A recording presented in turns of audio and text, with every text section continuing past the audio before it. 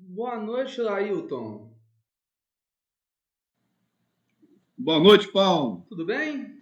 Tudo bem, companheiro? Tudo Aguardando jóia. aí. Então tá bom, Deus abençoe. Vamos começar a aula só Amém. nós dois então, tá? Até o Ok. restante do pessoal entrar, tá bom? Tá Não bom. vamos perder muito tempo não, porque a hora vai correndo, né? É um prazer estar aqui. Você já teve alguma aula comigo, Lailton? Não, é a primeira vez, Paulo. Primeira vez, deixa eu me apresentar para você então. Meu nome é Paulo, tá? Sou Ok. psicólogo, tá? Já estou na área há 13 anos. Trabalho na área da terapia cognitivo-comportamental. Sou pós-graduado em psicanálise, filosofia e teoria social, tá? Uhum. Sou especialista em transtornos de ansiedade e depressão e em psicodiagnóstico. Trabalho com dependência química, tenho uma pós-graduação em dependência química.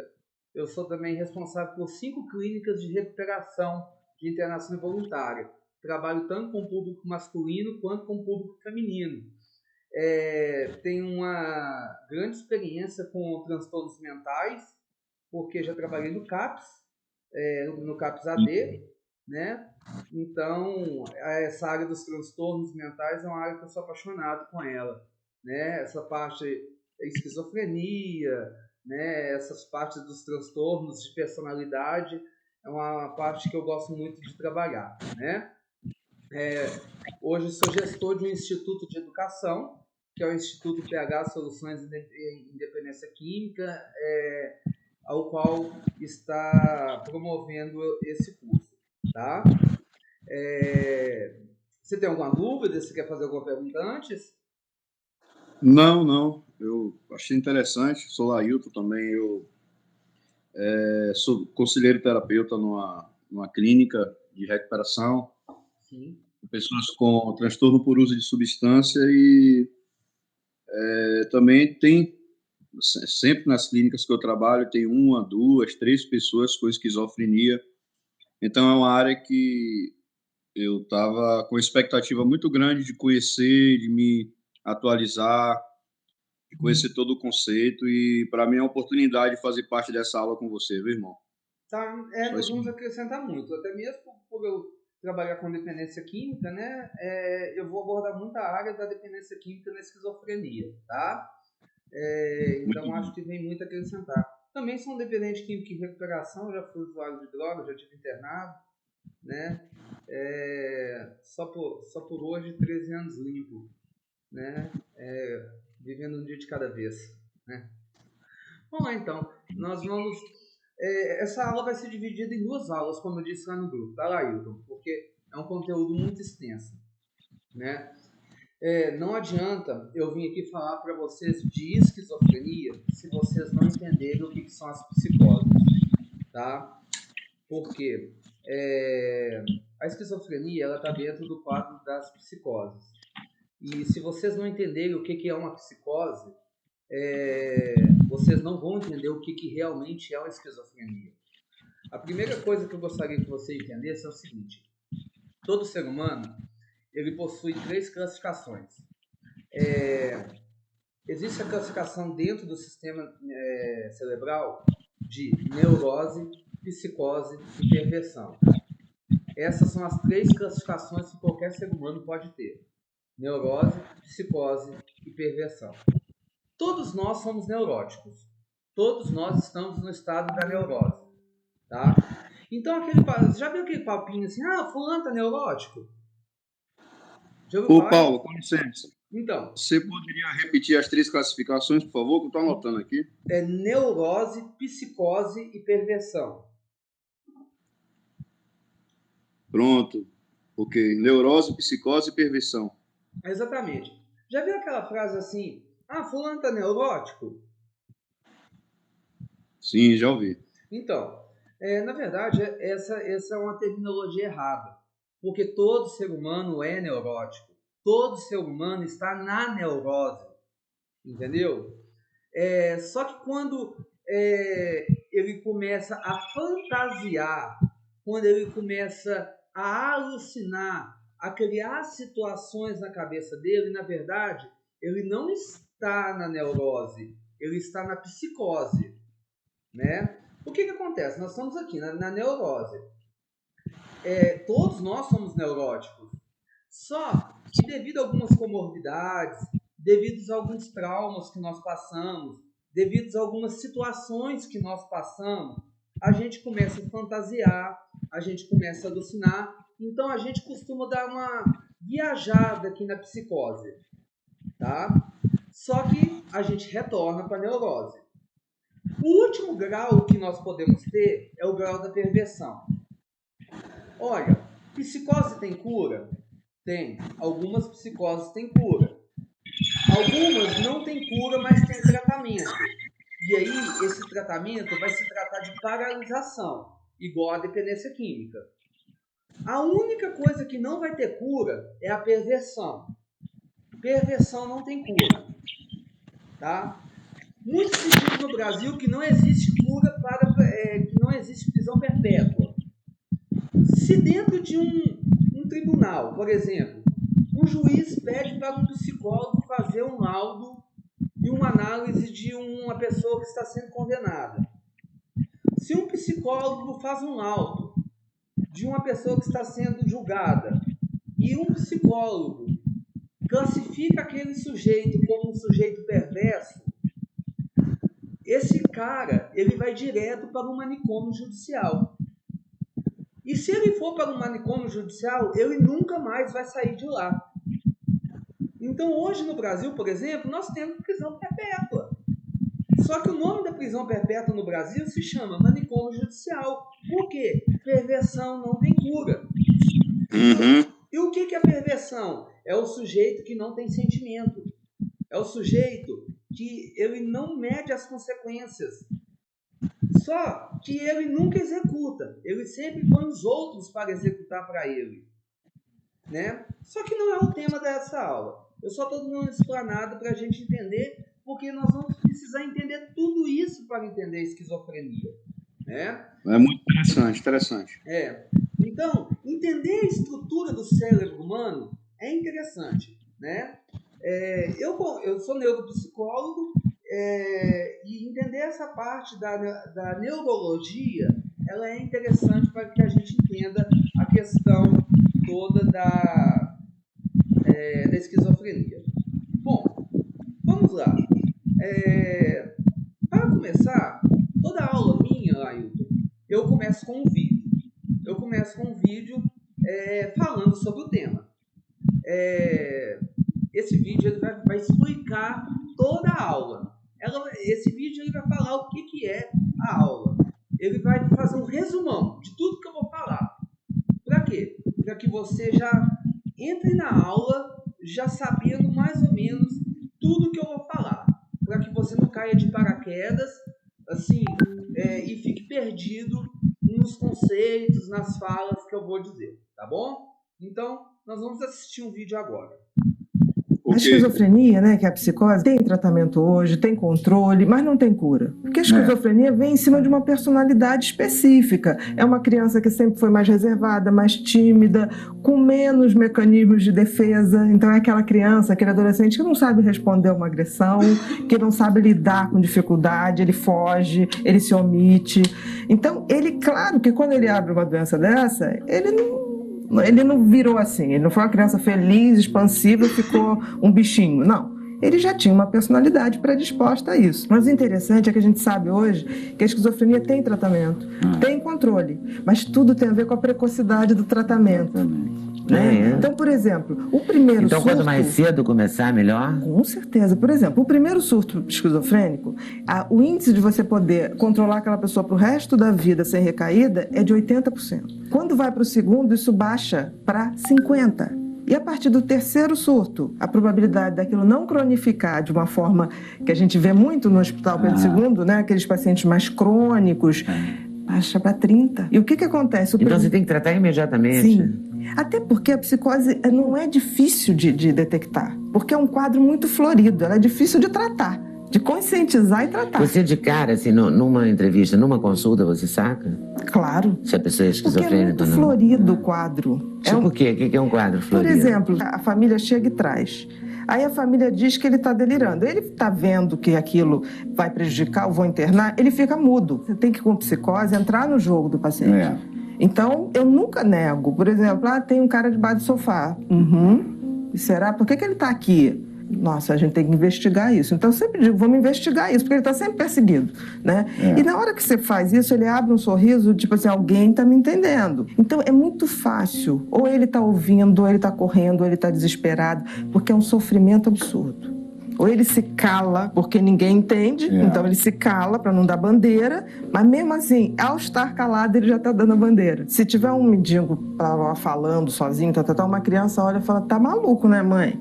Uma criança vê um surto psicótico. O que acontece no Brasil é que o primeiro surto, se é na classe rica, manda para fora, isso aí é um estresse, vai estudar, vai não sei o quê. Se é na classe pobre, acontece uma coisa engraçada, vai pro pai de santo. É o que eu digo sempre, rezar nunca faz mal. Vai lá, mas não deixa de tratar. Não tem problema nenhum. Reza também. Reza também, não faz mal nenhum. Agora, o que acontece é que cronifica, né? Porque quando chega, já teve o terceiro. Um surto a primeira vez, 6 meses antes, o paciente já começa a dar sinal. Ele começa a se achar estranho, ele começa a achar que a realidade está diferente, ele já começa. Porque a psicose, ela é uma quebra. É como se você tivesse uma parede, que é a nossa personalidade, e ela, 6 meses antes, ela começa a rachar. Mas tudo bem, tá tranquilo. Quando explode o surto, aí abriu uma fissura. Se você não trata ali na primeira, aquela estrutura, depois do terceiro, aquilo vai pedacinho para tudo que é lado. Aí tem o tal do empobrecimento, né? Afetivamente fica uma pessoa embotada, uma pessoa como se não tivesse sentimento, mas na realidade tem, mas não sabe mais expressar esse sentimento. Teve uma época que se glamourizou a genialidade artística com a psicose. Então, por exemplo, o cara começava a delirar e pintar, então, nossa, deixa ele assim porque ele está produtivo, ele é um gênio da arte, ele é um gênio da pintura, um gênio da literatura, seja o que for, né? O que acontece é que a gente não pode esquecer que antes da pintura, da arte, seja como for, tem uma pessoa ali sofrendo horrores. Horrores. A psicose sofre. E sofre por quê? Porque ouve vozes, porque tem visões, porque sabe que está diferente do resto. No início, antes de abrir o surto, ele tem uma sensação de estranheza muito desagradável. Porque nunca é uma estranheza assim, nossa, eu tô mais bonita, eu tô bacana. Não, uma estranheza, o meu corpo não bate com a minha mente. Quer dizer, é uma sensação de estranheza no mundo, não tem lugar para você. A psicose se caracteriza por delírio, alucinações. Delírio é eu começar... eu entrar numa realidade que não é real, eu criar uma realidade paralela. Então, por exemplo, eu começo a achar que estão me perseguindo porque eu tenho uma informação que só o FBI sabe e a Rússia está atrás de mim, na época da Guerra Fria. A alucinação é um pouquinho mais grave, ter uma percepção distorcida de um estímulo real ou perceber o que nem existe, ver o gato que não está lá. Ou então ver uma sombra e distorcer achando que é o gato. Então, isso é um sinal de gravidade. Agora, esses sintomas, o delírio e a alucinação, eles são muito gritantes. Isso é fácil de identificar. Os que causam muito mais, você tem que pesquisar mais, é a afetividade. Porque você sabe que o cara sente, mas ele não consegue expressar. Ele quer se comunicar, mas ele não consegue. Você conta uma coisa, ele fica olhando para você como se ele te penetrasse. Ele entra por dentro da tua alma, é uma coisa impressionante. A esquizofrenia, o índice é de 1% da população geral. Desse 1%, 6% se matam por desespero, por absoluto medo, cometem o suicídio, tentando fugir de alguma coisa. Entendeu? Então, hoje, a regra é muito clara. Por exemplo, se tiver uma ameaça à vida da pessoa ou à vida de terceiros, o médico tem que intervir. Bacana, né? Deu para entender um pouquinho, Ailton?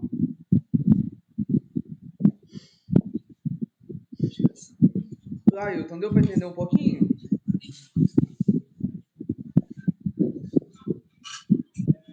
Tá me ouvindo, Ailton?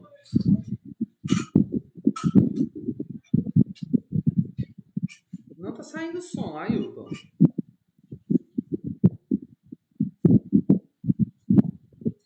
Ailton.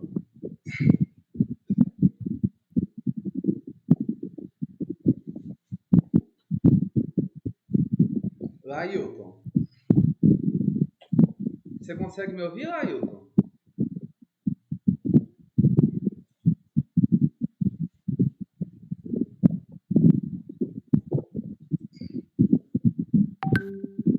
Eu não consigo te ouvir, Ailton.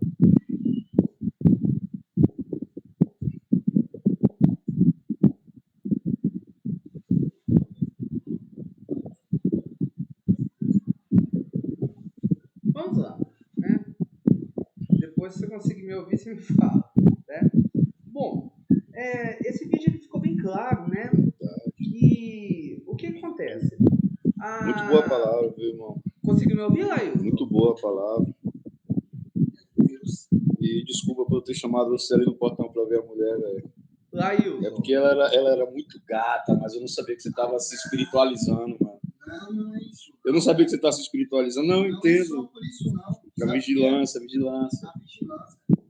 Não, o Ailton tá conversando lá. Bom, o que acontece? Dentro da questão da esquizofrenia, do que foi falado, né? O diagnóstico precoce da esquizofrenia, ele pode ser tratado e ele pode ser... Existe uma cura quando ele é diagnosticado precocemente. Principalmente quando ele é diagnosticado na infância, né? Se ele for diagnosticado na infância, no primeiro surto da criança, ele tem 80% de chance de ser tratado e não ser cronificado. Se ele for diagnosticado no segundo surto, ele tem 50% de chance de ser... no caso, ele tem 50% de chance de ser curado, né? Se ele for diagnosticado no terceiro surto, na infância, ele tem 30% de chance de ser curado. Pode perguntar lá, Ailton. Paulo, é o seguinte, é porque estava cortado e assim que acabou o vídeo, seu microfone estava silenciado. A aula começou praticamente agora, nesse instante. Mas você ouviu o vídeo? O vídeo eu vi. Ah, não, é porque eu estava te chamando. Eu estava te chamando, você não estava me ouvindo. Eu estava ouvindo você conversar com outra pessoa. Ah, então desculpa, foi mal. Não, deixa eu repetir aqui então de novo. O vídeo falou o seguinte, porque o diagnóstico, muitas das vezes, acontece o seguinte, a esquizofrenia, quando ela é diagnosticada precocemente na infância, se ela for diagnosticada no primeiro surto na infância, ela tem 80% de chance de ser curada. Se ela for diagnosticada no segundo surto, ela tem 50% de chance de ser curada.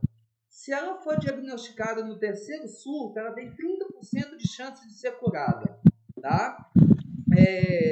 Hoje, 1% da população é diagnosticada com uma esquizofrenia.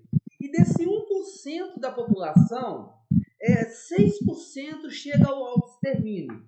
Por quê? O sujeito com esquizofrenia é um sujeito que sofre. Por quê? Porque ele não aguenta, existe um embotamento do sentimento, ele não consegue expressar o sentimento que está dentro dele. E o que acontece? Muitas das vezes,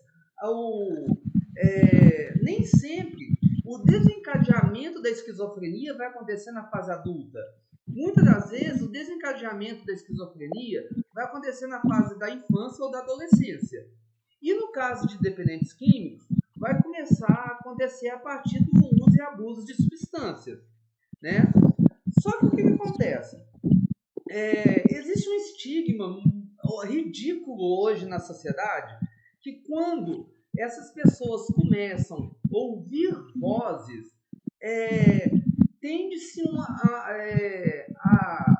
existe uma tendência a espiritualizar essas vozes, a atrelar essas vozes a coisas malignas, né? Né? E aí fala que é o demônio, e aí fala que é o capeta, né? E aí chama o pastor, chama o padre, e fala que é o demônio que está falando, e aí Geralmente a pessoa está num surto psíquico de esquizofrenia, e aí faz uma roda e vai rezar pela pessoa. Gente, oração é muito bom, lógico, mas nós temos que saber diferenciar uma doença psíquica de algo que é espiritual, né? Existem relatos aqui em Minas Gerais de uma pessoa de um surto psíquico de esquizofrenia, aonde pastores foram dando pauladas na pessoa, falando que estava tirando o espírito da pessoa, e a pessoa veio a óbito dentro de uma CT. E isso é muito sério. Isso é muito sério. E qual que é a melhor maneira de se dar com uma pessoa num surto esquizofrênico? É nunca duvidar do que ela está falando.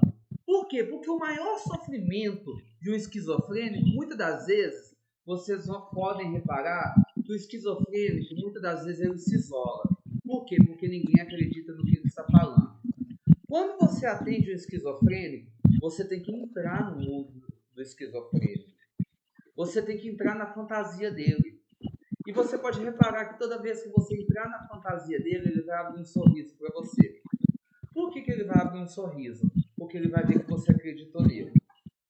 Então, por exemplo, se ele virar para você e vai falar que, olha, tem alguém debaixo da cama. E aí você vira para ele e fala assim, nossa, mas tem mesmo. Mas quem que tá ali?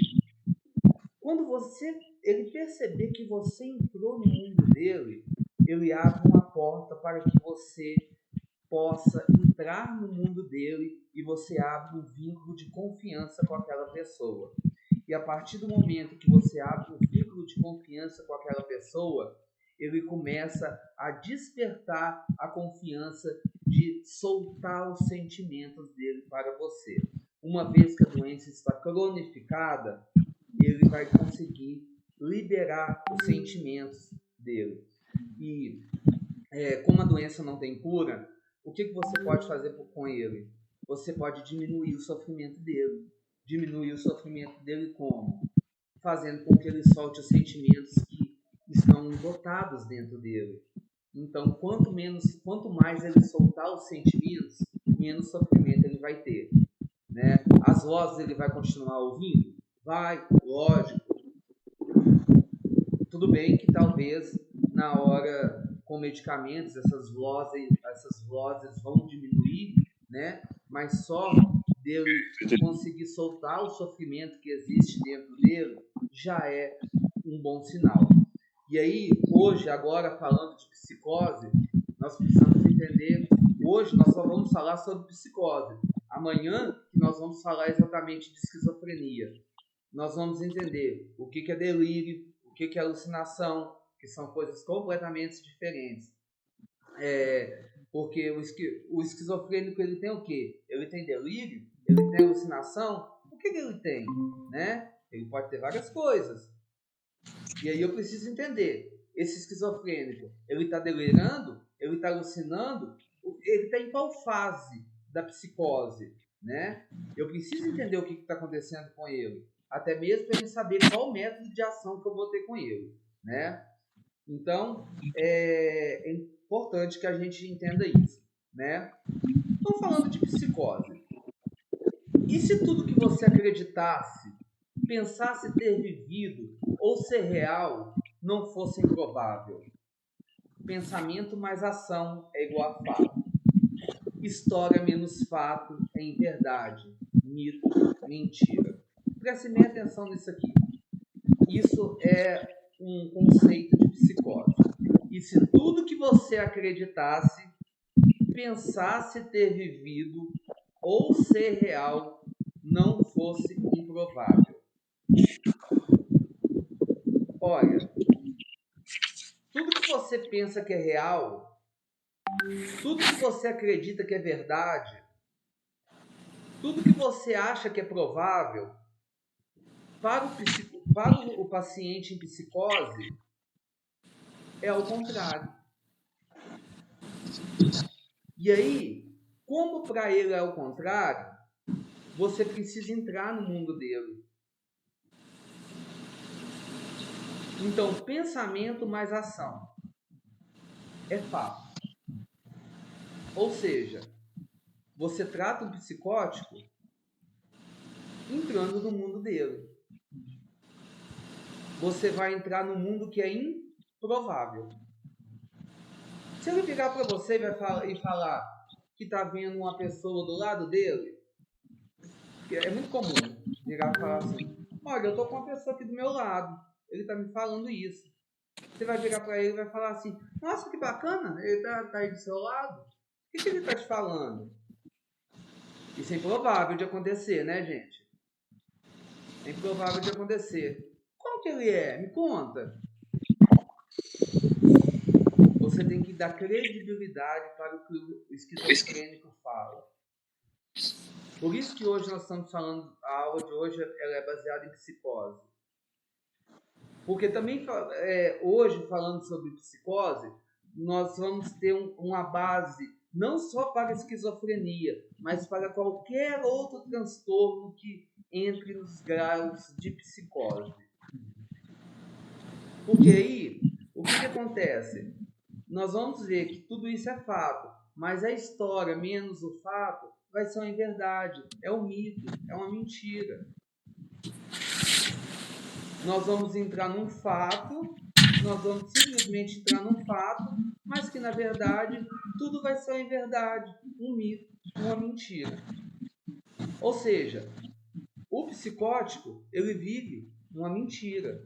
O psicótico, ele vive um mito. O psicótico, ele vive uma inverdade. Mas que para ele é o quê? É um fato. Verdade. É um fato. E não adianta você ficar discutindo com ele. Não adianta ficar você botando na cabeça dele que é verdade. Ele está num grau de psicose. Não adianta você ficar relutando com ele. A melhor forma de se lidar com o psicótico é a concordar com ele. É concordar com ele. E tudo bem até aí. E concordar com ele não significa que você está ficando doido, não. Concordar com ele não significa que você está começando a acreditar também nele, não. Porque a partir do momento que você começa a concordar com ele, você está dando credibilidade para ele, você está dando uma abertura para ele, está diminuindo o sofrimento dele.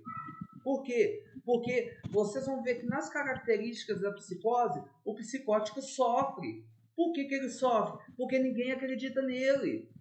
Porque ele consegue ter a percepção que ele vive num mundo que não é dele. Porque ele também consegue ter a percepção que existem duas pessoas em uma só, e muitas das vezes ele não conseguir lidar com isso. Olha o que eu falei no início da aula. 1% da população sofre de esquizofrenia. E 6% aí é limpo, Henrique, é saco limpo. Oi? E 6% tiram a vida, né? Exatamente, eu falei que 1% da população sofre de esquizofrenia e desses 1%, 100% suicidam. Por quê? Porque eles sofrem. Por quê? Ninguém concorda, todo mundo zomba. Então, eles não têm o que falar. E aí vocês vão ver que uma das características é o quê? É o isolamento social, é o sofrimento. Que muitas das vezes nós vamos ver o embotamento do sentimento. Eles não conseguem falar dos sentimentos. Por quê? Porque todas as vezes que eles vão falar do sentimento, as pessoas vão contra eles, as pessoas vão falar que eles estão ficando loucos, as pessoas vão ficar falando vão falar que eles estão doidos. Passa na taxa que é tudo estourado. As pessoas vão falar que eles estão fora da casinha. E isso leva eles ao sofrimento. Então, é melhor eu ficar calado. É melhor eu ficar calado do que falar. E interessante o seguinte, que dentro do movimento, onde eu fico calado, onde eu guardo os sentimentos dentro de mim, eu posso desenvolver vários transtornos. Por exemplo, como um transtorno de borderline, que é o quê? Borderline, sempre às margens. O transtorno de borderline é aquela pessoa que embota os sentimentos dentro de si, e uma hora ela vai guardando, só que o psiquismo dela não consegue guardar tanto sentimento. E uma hora ela explode. E ela pode explodir de duas formas. ou com agressividade, sendo agressiva, brigando, gritando, quebrando as coisas, ou se cortando, se mutilando de várias formas.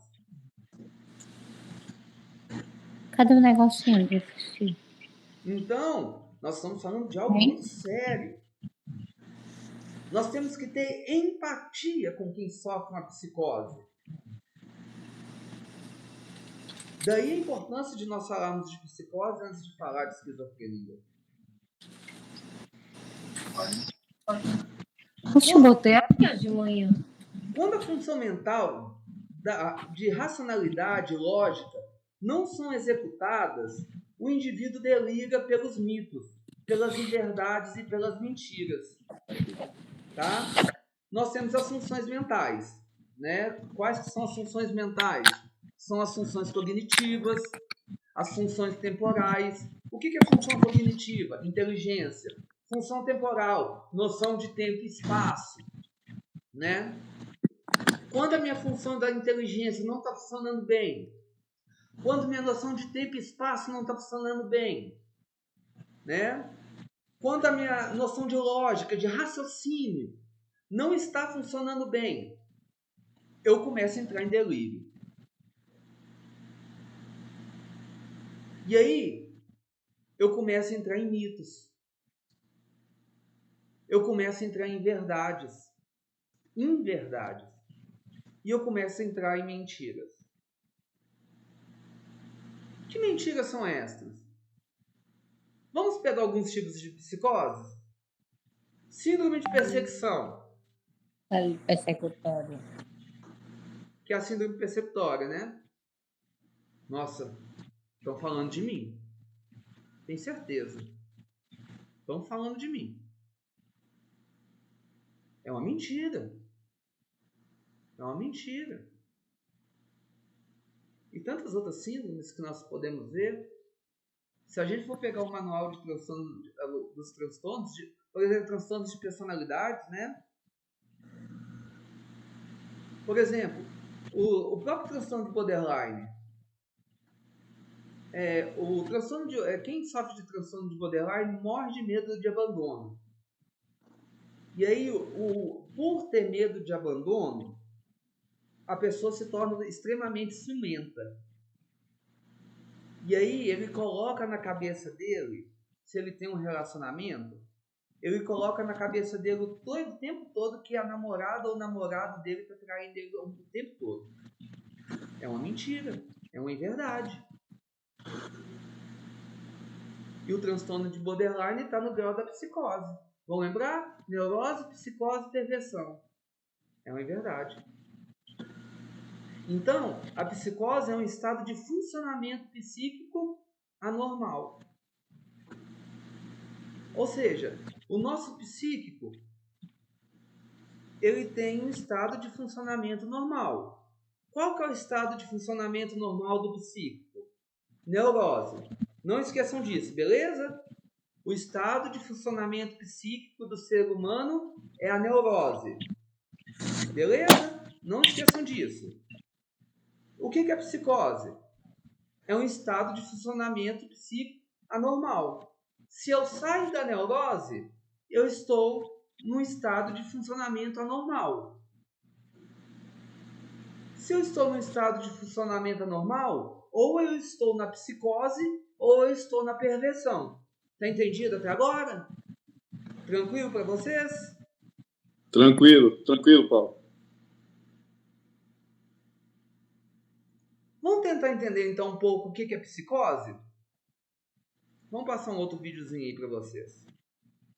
Durante muito tempo na história da humanidade, acreditava-se que psicose e loucura eram sinônimas, mas com o avanço da ciência, hoje sabemos que isso está longe de ser verdade.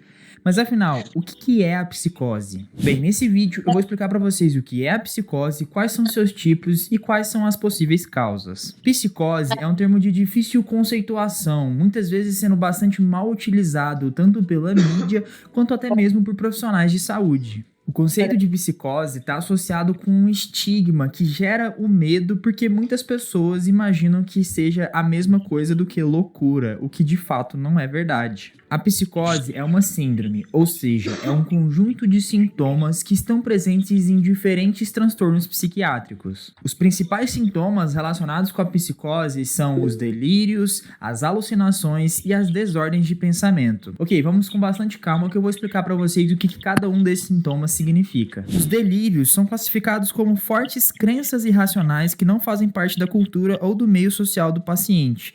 Além disso, eles podem ser caracterizados através da plausibilidade de crença em bizarros e não bizarros. Bom exemplo de delírios bizarros são aquelas histórias de pacientes que estão em surto psicótico que acreditam que algum familiar deles foi trocado, seja por extraterrestres ou por algum tipo de entidade diferente. Já um bom exemplo de não bizarro são as histórias de pacientes em surtos psicóticos que acreditam que existe uma trama, que existe uma conspiração para poder assassinar ele ou para poder prejudicar ele de alguma forma. Muitas vezes estando isso relacionado com aquelas construções que a família está planejando alguma coisa contra ele. Alucinações são experiências sensoriais de conteúdo que de fato não está presente ou acontecendo no momento. Muitas vezes as pessoas confundem alucinações com ilusões, mas é importante ter em mente que a ilusão é uma distorção ou má interpretação de estímulos reais, enquanto alucinações são sensações de estímulos que não existem. As alucinações frequentemente são auditivas ou visuais, apesar de que a gente pode ter ela com basicamente todos os sentidos que a gente tem no nosso corpo. Um jogo extremamente interessante que brinca um pouco com essas sensações causadas pelas alucinações auditivas é o jogo Hellblade: Senua's Sacrifice. You are.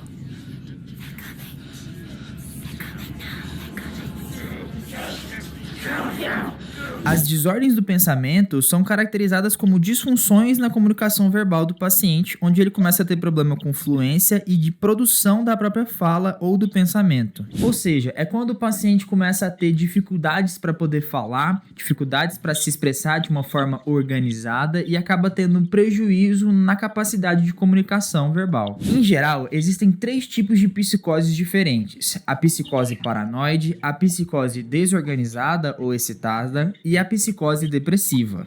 Todas as distorções perceptivas de alucinação, delírio e desordem de pensamento podem estar presentes nos 3 tipos diferentes de psicose. Na psicose paranoide, como o próprio nome fala, o paciente pode apresentar diversas teorias conspiratórias que vão fazer com que ele acredite que está sendo perseguido, tanto na ideia de que alguém está planejando assassinar ele, como na ideia de que existe uma trama que luta contra ele, que luta contra o sucesso dele ou o bem-estar dele. De forma geral, o paciente que apresenta psicose paranoide muitas vezes também apresenta megalomania, que é aquele sentimento de superioridade ou uma crença irracional de que ele tem poderes extraordinários ou fora do comum. Na psicose desorganizada, novamente como o próprio nome deixa claro, o paciente se desorganiza no tempo e no espaço, fazendo com que ele não tenha noção de onde ele está, qual é a idade dele ou até mesmo em que ano que ele está vivendo.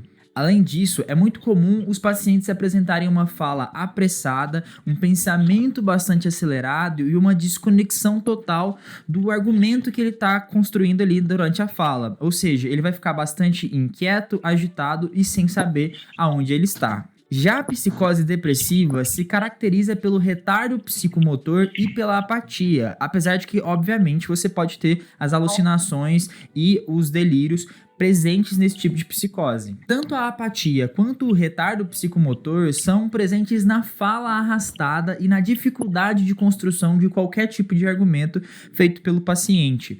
Ou seja, ele literalmente fica devagar, fica lento, começa a se movimentar de forma estranha ou de forma mais arrastada, e isso também prejudica a sua capacidade de comunicação verbal. Além disso, os sentimentos de culpa e autossabotagem são bastante presentes nesse tipo de psicose, fazendo com que o paciente tenha sempre crenças irracionais de que ele é culpado por algum tipo de coisa absurda e fazendo com que ele acaba tendo uma maior apatia e sinais de depressão. É extremamente importante deixar claro que a psicose, enquanto um conjunto de sintomas, está presente em diversos transtornos psiquiátricos diferentes, mas a presença dela não significa que você está desenvolvendo algum tipo de transtorno psiquiátrico específico. De fato, fato, temos alguns transtornos em que a psicose é uma característica definidora, como a esquizofrenia ou transtorno esquizoafetivo, enquanto outros transtornos como a mania, depressão, podem apresentar psicose como sintoma associado, mas não é característico. Mas Bruno, o que causa a psicose? Bem, eu vou responder isso, mas que tal vocês deixarem um like aqui embaixo se vocês estiverem gostando desse vídeo para poder me ajudar a crescer o canal, hein? Bem, até hoje a gente não tem uma resposta muito definitiva para o que causa a psicose. A principal hipótese de trabalho que temos atualmente mostra que a psicose pode estar relacionada com o desbalanço de uma parte específica do cérebro, chamada via mesolímbica dopaminérgica. Eu já falei bastante sobre essa via dopaminérgica em outro vídeo aqui do canal, que eu vou deixar linkado na descrição, caso vocês queiram saber um pouquinho mais sobre como que a dopamina age no nosso cérebro. Mas essencialmente, essa via mesolímbica é o centro de recompensa do nosso cérebro, e acredita-se que a hiperatividade dela está relacionada com a psicose, muito por conta dos estudos que conseguiram demonstrar que os usuários de cocaína ou outras anfetaminas que fazem um grande disparo dessa via mesolímbica podem ter psicoses paranoides. Além disso, essa hipótese também é suportada pela ideia da efetividade dos antipsicóticos típicos e atípicos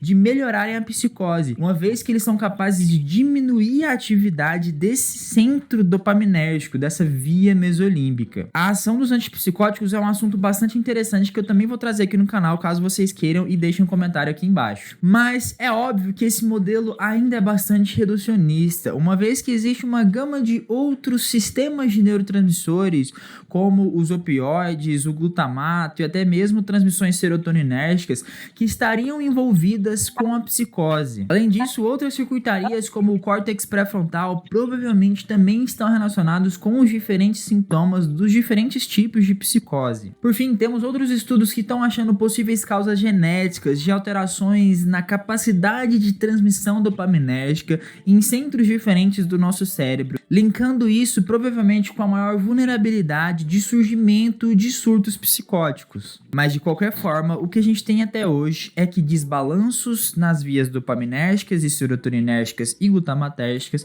principalmente ali na conexão entre a via mesolímbica e o córtex pré-frontal, provavelmente são as causas de como que surgem esses surtos psicóticos. Bem, se eu trouxe algum conteúdo de valor para você, eu peço para você deixar seu like aqui embaixo e se inscrever no canal caso você ainda não seja inscrito. Muito obrigado pela atenção de vocês e até mais. Você ligar pro Rubens, dizer que era primo do Denilson e perguntar se ele não tem nenhuma casa para alugar, sabia? Relaxa o quê? Durante muito tempo na história da humanidade,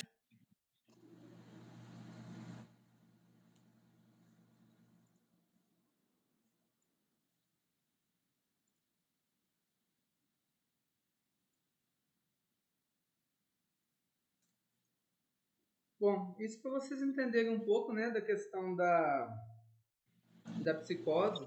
Na verdade, existem vários estudos, nenhum chegou até hoje a uma conclusão de como que se geram-se as psicoses, mas se sabe ao certo que tudo se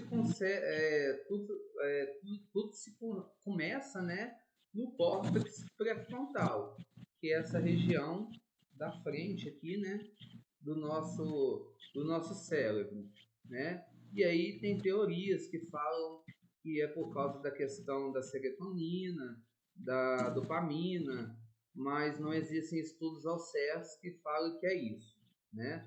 Então não existe nada neurológico, nenhum estudo ao certo que se fala por que se começa as psicoses, né? Realidade, né? O psicótico ele perde o contato com a realidade, né?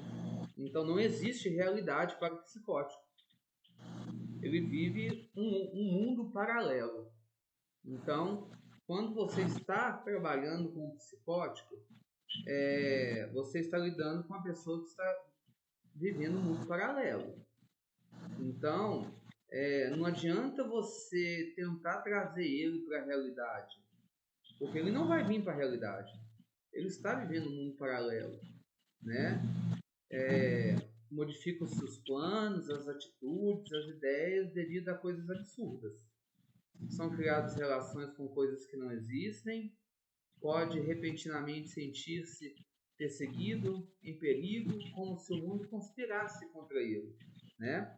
E aí nós vimos que nós temos 3 tipos de psicose, né? A paranoide, a desorganizada e a depressiva, né?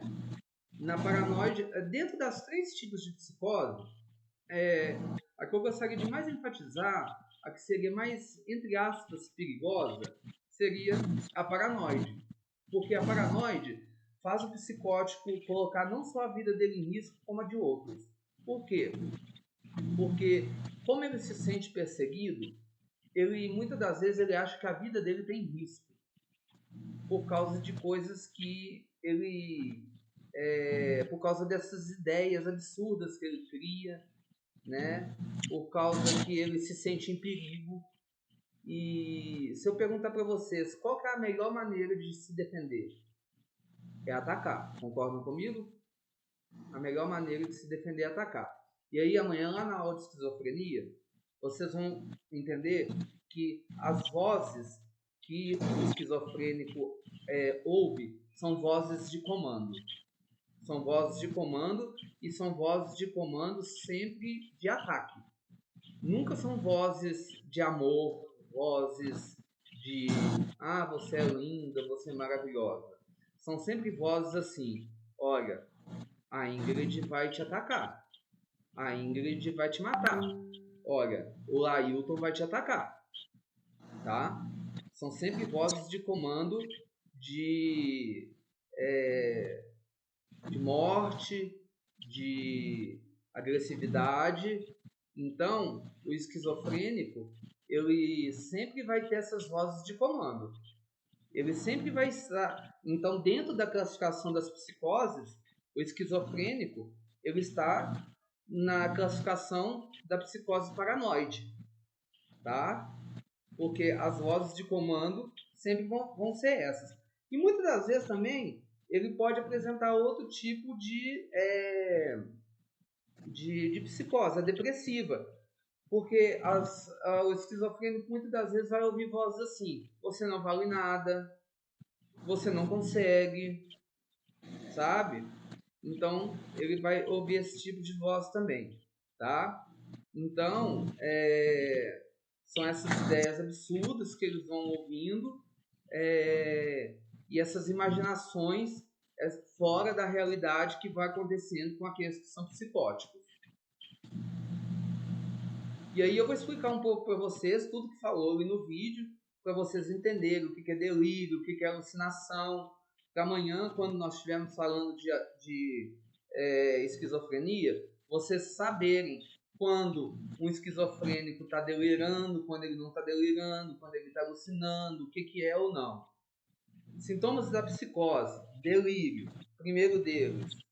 O que é um delírio? O delírio são ideias, crenças inabaláveis e irremovíveis. Contrariam qualquer argumento lógico que se possa oferecer ao contrário. Então, delírio são ideias.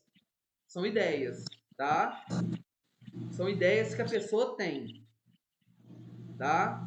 Não tem nada a ver com o que ele está vendo, não tem nada a ver com o que ele está observando, tá bom? São ideias que estão na cabeça dele. E isso não é alucinação também não, tá? Então, delírio são ideias, crenças inabaláveis, que são irremovíveis. Por que é irremovível? Porque é crônico, tá? Então, delírios são ideias, crenças inabaláveis e irremovíveis que contrariam qualquer argumento lógico que se possa oferecer em contrário. Ou seja, você não consegue tirar isso da cabeça da pessoa, tá? Aí já vem a alucinação. A alucinação é tudo que pode ser percebido pelos sentidos. Tá vendo a diferença? A alucinação já é diferente. É tudo que pode ser percebido pelos sentidos. Pode ser alucinado.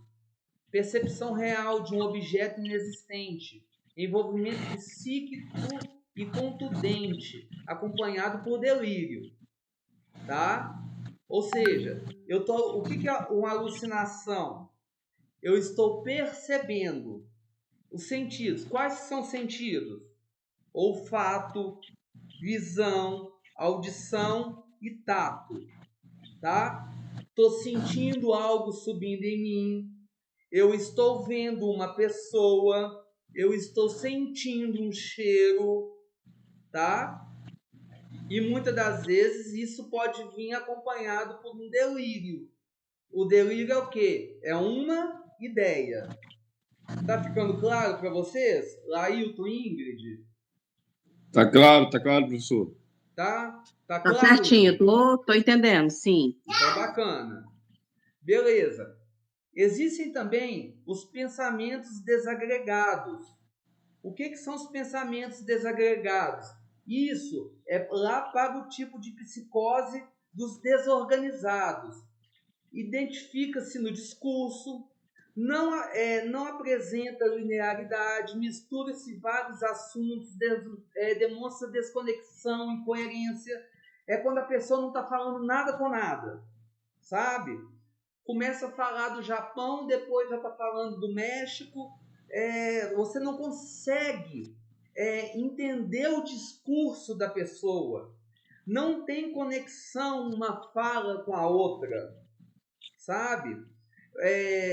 A pessoa começa a falar de um assunto, do nada ela já começa a falar de um assunto que não tem nada a ver, de repente ela já pula para outra, não tem coerência os assuntos. Então, dentro dos 3 graus de psicose, que é a paranoide, a desorganizada e a depressiva, esse sintoma de pensamentos desagregados está dentro do 2º grau de psicose, que é a psicose desorganizada. Ou seja, a pessoa está perdida em tempo e espaço. Ela não sabe onde ela está, ela não sabe que ano que ela está, ela não sabe quando ela nasceu, sabe? Você pergunta a ela, quantos anos você tem? A pessoa tem 70 anos, ela vai falar assim, eu tenho 30 anos, sabe? A pessoa nasceu em Belo Horizonte, ela fala assim, eu nasci em Cuiabá, sabe? Então, ela está completamente desorganizada, tá? Outros sintomas, que são os sintomas do afeto. Nós vamos ver muitos sintomas relacionados ao afeto da pessoa. Embotamento do afeto. O que é o embotamento do afeto? A pessoa não consegue colocar para fora o afeto. Ela não consegue expressar o que ela está sentindo. Por quê? Eu já falei isso no início da aula. Por quê? Porque tem muito julgamento, porque as pessoas não dão credibilidade para o que fala. Então, ela prefere guardar para ela os sentimentos. Nós vamos ver um afeto inadequado. O que é um afeto inadequado? Ela não consegue, por não colocar para fora, ela expressa o afeto dela de uma forma muito agressiva. Ou talvez você vê muita frieza na pessoa. Ela não consegue demonstrar afeto. Nós vamos ver uma pessoa muito expansiva, às vezes exaltada, indiferente ao sentimento do outro. Pode estar morrendo uma pessoa ali do lado dele, que ele não está nem aí. Nós vamos ver uma pessoa entristecida, uma pessoa rígida, uma pessoa plana e irritável. Esses são os sintomas do afeto, tá? Nós vamos ver sintomas também, sintomas motores, tá? Quais que são os sintomas motores? Pode ir de total apatia com a ausência de movimentação. A pessoa, quando eu falo com ausência de movimentação, não é que a pessoa fica igual uma estátua não, tá, gente? Ela possui um movimento robotizado, tá? A comunicação, ela fica lenta também. tá? A interação de qualquer tipo, até... Por que reticências? Ela não consegue se comunicar. Ou quando começa a se comunicar, ela começa a falar e não para. Ela tem uma comunicação franca e severa. Ela é impulsiva. Então ela não mede as consequências daquilo que fala. E aí, muitas das vezes, uma pessoa em psicose, ela gera muito conflito. Porque ela não está nem aí porque ela vai falar. Se ela virar para você, Ingrid, se ela não for com sua cara, ela vai virar para você e vai falar assim: olha, eu não fui só com a sua cara, eu não gosto de você. E ela não está nem aí. Nós vamos ver também uma agitação motora com descontrole dos impulsos. Então, da mesma forma que em algumas psicoses nós vamos ver uma lentificação motora, em algumas psicoses nós vamos ver também uma agitação motora. Uma dica para vocês entenderem quando que um psicótico vai entrar em crise. Toda vez que vocês verem um psicótico muito agitado, todas as vezes que vocês verem um psicótico muito eufórico, pode contar 1, 2, 3 dias, ele vai entrar em surto. Tá? Vocês podem ter certeza disso. O psicótico... Eu gostaria de fazer uma pergunta. Sim.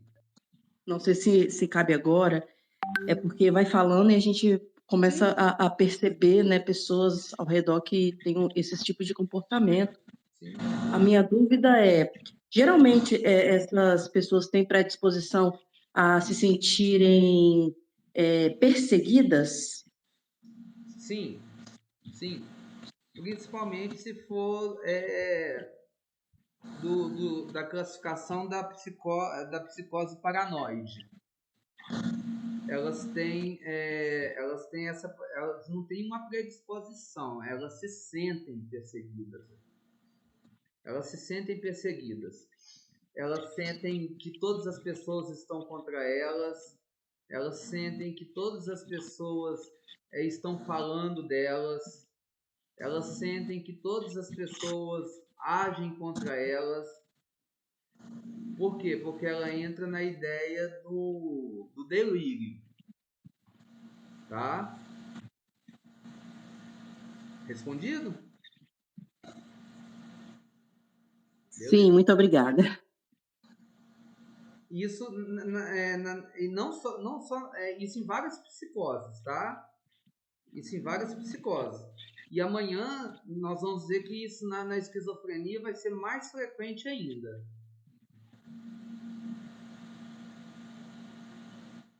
Aqui nós vemos outros sintomas de psicose. Motivação, ambivalência, angústia, retraimento social. Olha o que eu falei para vocês lá atrás. Por que a pessoa se retrai? Porque todo mundo julga. Gente, foi falado uma coisa no vídeo. E guardem isso para vocês. Quem é psicótico não é louco. Tá? Psicose é diferente de loucura. Tá?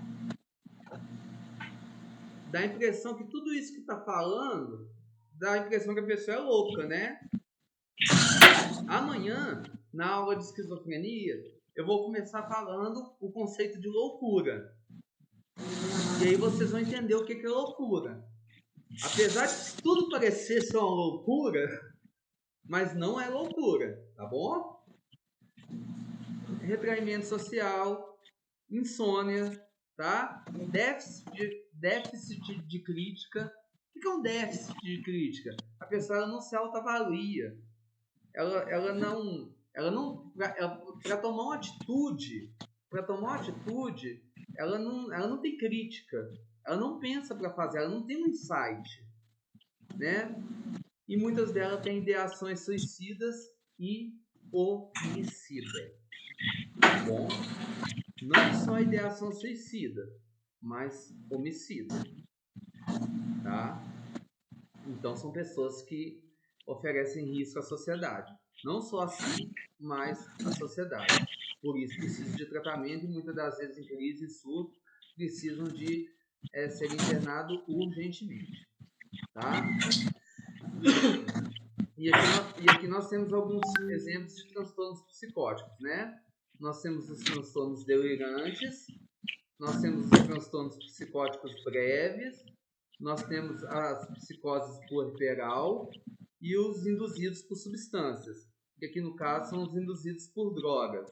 Só que aqui nos induzidos por drogas é o seguinte, o cara utilizou a droga, ele está aqui na neurose. Utilizou a droga fez efeito, ele veio para a psicose. Delirou, acabou o efeito da droga, o que ele faz? Volta para a neurose. Usou de novo, fez efeito, veio para a psicose. Acabou o efeito, volta para a neurose. Só que em muitos casos, o que acontece? Às vezes a pessoa tem uma predisposição para desenvolver alguma psicose. E aí vai usando tanto que aí ele acaba ficando na psicose. Sabe aquela viagem sem volta? Muitas das vezes acontece isso, tá? E é isso, gente. Nós encerramos a aula de hoje, então, tá? Alguma dúvida? Alguma pergunta? Tá? Ficou tranquilo para vocês? Ingrid, Tranquilo. A Ingrid entrou um pouquinho atrasada, mas a aula ficou gravada, tá, Ingrid? Eu vou lançar o link dela. Não, eu já vou clicar e já vou assistir para anotar tudinho, porque eu estava numa ligação, mas, nossa, já estou apaixonada já por esse assunto, ansiosa já para amanhã. Não, que bom, que Deus abençoe, tá? Olha, eu estou à disposição, tá? Amanhã a gente entra, então, já falando de esquizofrenia. Foi muito bom falar sobre esse assunto de hoje, porque amanhã, quando a gente entrar falando de esquizofrenia, vocês já vão ter muito mais propriedade para entender o que é esquizofrenia, que é uma psicose, né? De uma forma muito mais apropriada, né? Porque uma coisa é vocês entrarem no assunto, assim, sem saber nada, né? Amanhã vocês já vão entrar no assunto já tendo uma série de conhecimentos, então vai ficar de fácil entendimento, tá bom? E aí, eu vou compactar a aula. Assim que eu compactar a aula, eu acredito que até para as 9h30 eu já consigo jogar, eu vou mandar no privado de vocês, tá bom? Tá bom. Tá? Obrigado. Muito obrigada. Parabéns pela iniciativa, hein? Nada, eu que agradeço. Deus abençoe vocês. Uma boa noite, tá bom, gente? Deus abençoe. Até amanhã. Não façam nada que eu não faria, tá bom, gente? Boa noite. Valeu. Tamo junto. Tchauzinho, gente. Fique com Deus. Boa noite. Amém.